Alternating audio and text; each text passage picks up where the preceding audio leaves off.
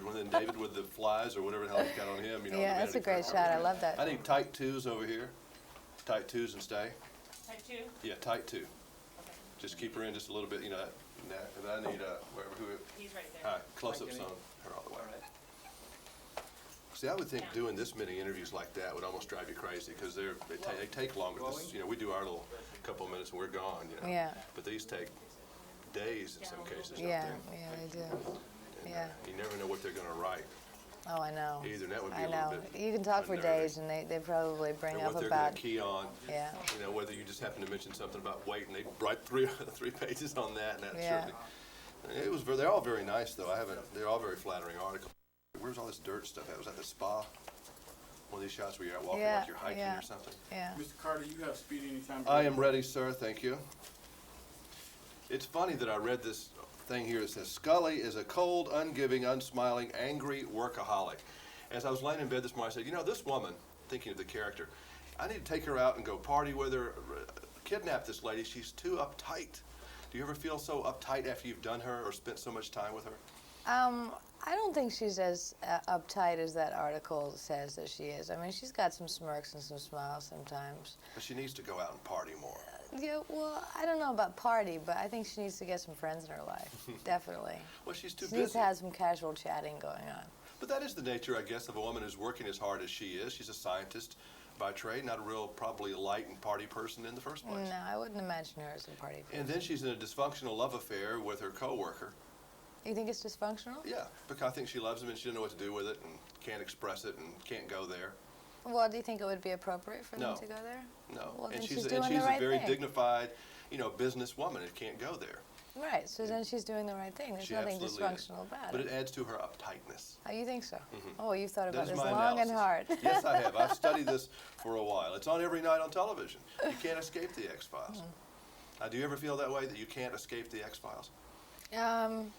Yeah, on days like today. Mhm. On days like today when there's a lot of press to do, or when I'm on vacation in the middle of nowhere and people bring it up all the time. Sometimes I do. Is the thing that bugs you the most is when people start talking about aliens and all this other business, you know, do you believe in aliens or do you, you know, go into the deeper side of the aspects of the show?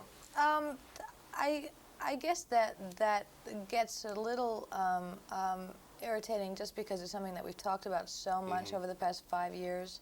Ad nauseum, we've answered the question about whether we believe in aliens or not, that it kind of feels like it's old news in a sense, whereas some people just might not have read it or they're new to the show and they don't really know it, but because I've answered that question so much, I guess sometimes it gets tiresome. Are you often amazed at what a big deal this is when you go by a newsstand, there are 22 covers?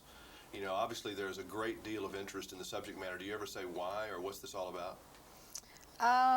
No, I mean, the interest, I think, is majoritively right now in the show as a whole. And I think that because the show is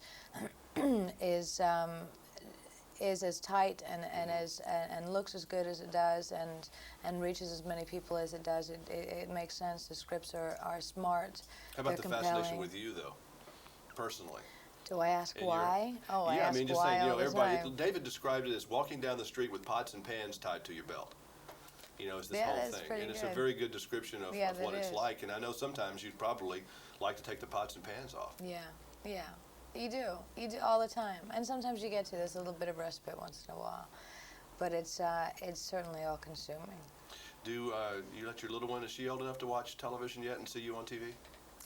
She sees little snips now and again, but Is it confusing for her, or she just sees it and doesn't understand what that's all about yet? she doesn't quite understand. she doesn't know that everybody's mommy isn't on TV. You know? That's true. It's just what mommy does. That's Yeah. right.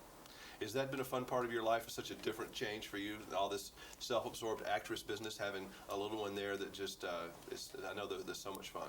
Well, that's And so much all work. it is, really. I mean, that's where my focus is, not the work. It's got nothing to do with self-absorbed actress stuff. It has distracted you, you might say, Oh, absolutely.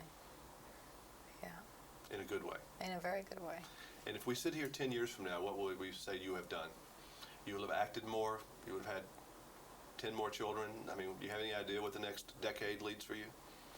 I would like to work more. I mean, that's my intention, is to work more in different projects, preferably film, and maybe one more child, eventually. eventually. Well, you have your work cut out for you. Nice meeting Yeah, you. thank you. Thank you. Thank you.